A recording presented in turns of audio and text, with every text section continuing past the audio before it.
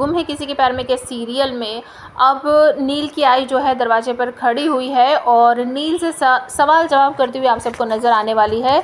वो कहने वाली है कि इस दुनिया में फ़ोन नाम की चीज़ तो आप सबको पता ही है, अगर तेरे पास नहीं था फ़ोन तेरे पास तो किसी का भी फ़ोन तू ले सकता था। यहाँ तक कि एक आजकल वेटर के पास भी फ़ोन होता है, तो फ़ोन करके मुझसे पूछ सकता था, मुझे बता सकता था कि यहाँ पर ऐसी सिचुएशन है। किसी ने भी ये बात नहीं सोची कि कोई फ़ोन करके मुझे बताए कि जूही शादी छोड़कर चली गई है और तेजस्विनी से शादी करने की बात उठ रही है। मतलब कि सारे घर वालों की ये प्लानिंग थी कि जूही की चली गई है तो कोई बात नहीं, तेजस्विनी से शादी कर देते हैं, क्योंकि नील ने तो पहले ही कह दिया था कि वो जूही से शादी नहीं करेगा, उसे तेजस्विनी पसंद है और वो तेजस्विनी से ही शादी करेगा।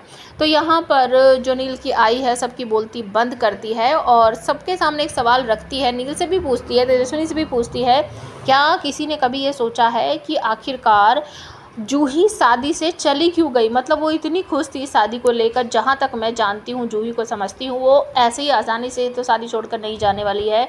कोई ना कोई बात ज़रूर होगी, या तो तेजस्विनी से कुछ कहा हो या फिर नील ने कुछ कहा हो।